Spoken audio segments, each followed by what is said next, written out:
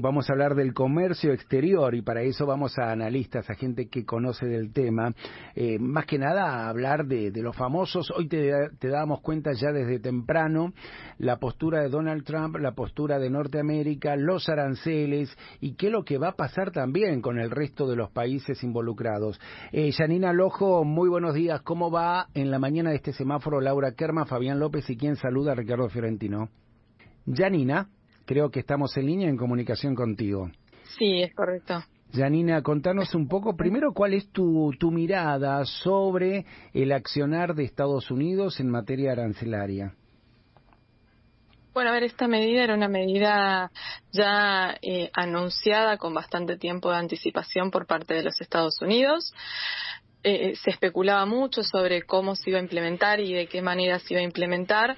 Hasta ahora Estados Unidos había hecho anuncios de aranceles, algunos de los cuales habían quedado en suspenso cuando los estados se habían sentado a negociar por cuestiones más de orden geopolítico, ¿sí? Uh-huh. Pero finalmente Estados Unidos decidió imponer, vamos a decirlo así, un piso de un 10% de aranceles para todo el mundo, uh-huh, con excepciones, o sea, con países que van a tener que pagar por encima de esos aranceles.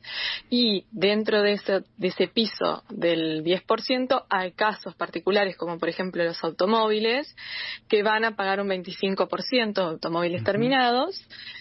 La gran duda era qué iba a pasar con el acuerdo de libre comercio entre Canadá y Estados Unidos y México. Los productos producidos dentro de lo que se considera como el TEMEC, ese era el acuerdo, por el momento parecen haber quedado excluidos, salvo, obviamente, el caso de lo que es automóviles terminados, sí, quedó alcanzado. Autopartes quedaría por el momento excluido. Hay grandes dudas con respecto a qué va a pasar con todo lo que es el tema energético y alimenticio. Por ahora lo que vemos es que lo que es el mercado agrícola, lo que es soja y maíz, están operando fuertemente con bajas, porque se espera un golpe importante en lo que es Estados Unidos con respecto a esto. Janina, para que no quede muy atrás luego en el análisis que seguramente vas a estar haciendo, nosotros nos vemos involucrados dentro de los países a los cuales se le va a aplicar el 10% de arancel. Correcto, eso es así. Bien, porque nos faltó aclarar quizás eso también para que el oyente se entienda, ¿no? Porque decíamos antes que habían países que no estaban comprendidos. Y cómo, con respecto al acero y con respecto al aluminio, que son dos exportaciones muy clave, ¿cómo queda insertado esto en manera arancelaria? Se mantiene el arancel del 25% que se anunció. O sea, lo que se pone es un piso del 10%. Aquello que queda con un arancel mayor va a tributar el arancel mayor. Vamos a hacerlo en el caso particular de Argentina y llevarlo a casos puntuales. A ver. Por ejemplo, teníamos productos como alimentos que tributaban en promedio un arancel del 4,6%. Ahora van a quedar por encima. Productos químicos, productos industriales, productos plásticos, textiles, metales, calzado, cuero, todo eso tributaba aranceles por debajo del 10%. Y ahora va a pasar a tributar este arancel del 10%. También hay una modificación clave que se implementó en su momento con China y que se extendería supuestamente al resto del mundo, que era un tratamiento arancelario diferenciado para lo que eran compras mínimas de menos de $800, que tenían un despacho más ágil y no estaban alcanzados por los derechos de la misma manera que el resto de las importaciones, y se perdería ese tratamiento como de pequeño envío. ¿Y esto a quién afecta? Por ejemplo, a grandes vendedores como Amazon. Uh-huh. ¿Qué tal? ¿Cómo estás? Fabián López te saluda, buenos días. A mí me llamó muy poderosamente la atención y no quiero sobredimensionar, por eso quiero hablar con un especialista.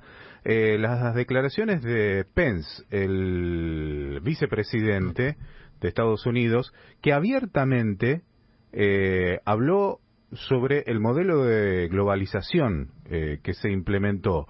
Y puntualmente dijo, la idea de la globalización, te lo leo literalmente, era que los países ricos asciendan en la cadena de valor mientras los países pobres fabricarían las cosas que consumen los países ricos, dando a entender de que no se puede fabricar las cosas y diseñarlas en el mismo lugar.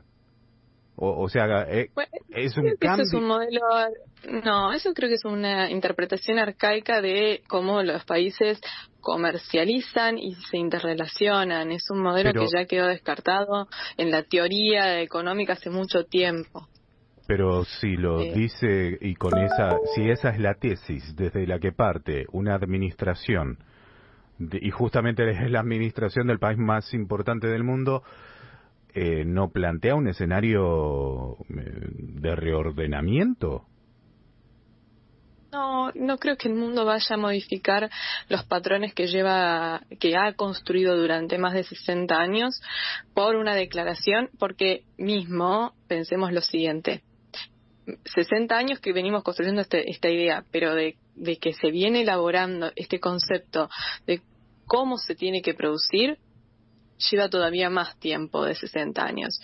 Entiendo a lo que quizás quiso apuntar, que es lo que ellos están tratando de fomentar, que es que vuelva a haber industria en los Estados Unidos. Estados Unidos ha hecho una fuerte migración de su industria a lo que era Asia por una cuestión de costos, pero la verdadera razón sobre la cual se tiene que definir dónde se produce un producto son las ventajas competitivas y comparativas, no quién hace quién diseña y quién produce. Por ejemplo, si yo tengo el insumo clave en un país, y a eso va, las cadenas productivas se integran en el mundo. El diseño lo puedo tener en un país, el producto clave lo puedo tener en otro, y el proceso productivo en otro, y el consumo se va a dar en un cuarto país. Eso es una cadena productiva integrada en el mundo. Y ese es el modelo al cual fue el mundo, y no creo que el mundo vaya a cambiar su manera de pensar. Al contrario, entiendo de que el mundo lo que va a hacer es responder a esto diciéndole: nosotros vamos a seguir operando de esta manera, si ustedes quieren operar de esa manera, es una decisión particular, hay consecuencias, porque obviamente todos los países ahora están preparando su paquete de medidas para responderle a los Estados Unidos. Y cuando uno va a mirar el paquete de medidas, por ejemplo, se especula que la Unión Europea ¿a dónde iría? A imponer algún tipo de tratamiento especial para las empresas tecnológicas norteamericanas, que son las que hoy tienen mayor presencia en Europa y que se verían más afectadas. China estaría yendo por las empresas norteamericanas que tienen inversión directa con mayores regulaciones y mayores controles. No están imponiendo aranceles, están yendo por el lado de la inversión, por el lado del empresario norteamericano instalado en su país. Entonces, me parece que el mundo no quiere cambiar la forma en la cual produce, porque sería aumentar el costo productivo en todos los productos en todo el mundo, lo cual tendría un impacto en los precios enorme y perjudicaría a los consumidores.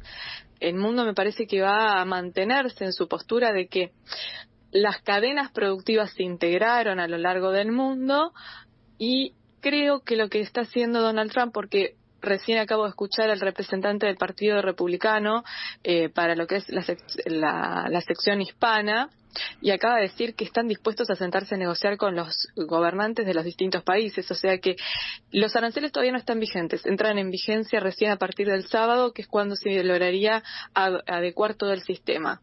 Le están abriendo la puerta al resto del mundo para que se sienten a negociar, a ver qué ofrecen. Entonces me parece que no es tanto cambiemos la manera de producir, sino a ver cómo podemos hacer esta situación más ventajosa para Estados Unidos, ya sea geopolíticamente o económicamente.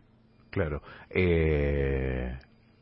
Bueno, a mí me asustó realmente que la tesis fuera esta que comentaba, y que la ambición fuera a reacomodar todo, más teniendo en cuenta, estaba buscando la declaración de von der Leyen, la hizo el 3 de abril. Von der Leyen es la que vendría a ser la directora del bloque continental europeo, de la Unión Europea, Sí, y ella es la jefa del Ejecutivo Comunitario, ese es el título bien dicho, y bueno, en la previa decía que bueno, vamos a responder y estamos evaluando paquetes. Como europeos siempre promoveremos y defenderemos nuestros intereses y valores, y siempre daremos la cara por Europa, y el título es: estamos preparados para responder a los aranceles de Trump. Digo, Y en contracara, hoy se acaba de anunciar de que la Unión Europea no va a responder como bloque. La Unión Europea decidió que va a responder de manera unilateral. O sea, cada país va a decir cómo va a responder a las medidas impuestas por Donald Trump. Y eso a que se... probablemente porque los intereses sean diferentes y las relaciones son distintas entre Estados Unidos y los distintos países del bloque europeo. Es llamativo de parte del bloque de la Unión Europea que se anuncie que va a haber, y aparte lo dijo hoy Olaf Scholz, dijo cada país del bloque va a responder de manera unilateral a las decisiones que se implementaron ayer, que se comunicaron ayer. Es llamativo, pero obviamente no es la misma situación para Francia, ¿sí?, cuyo, por ejemplo, principal mercado del destino de todos sus productos alcohólicos es Estados Unidos, que quizás para España o para Italia. Mismo, Italia tiene una relación con los Estados Unidos y con el Poder Ejecutivo norteamericano que quizás le permita acercar más posiciones que a Francia o a España. Eso es muy interesante de ver.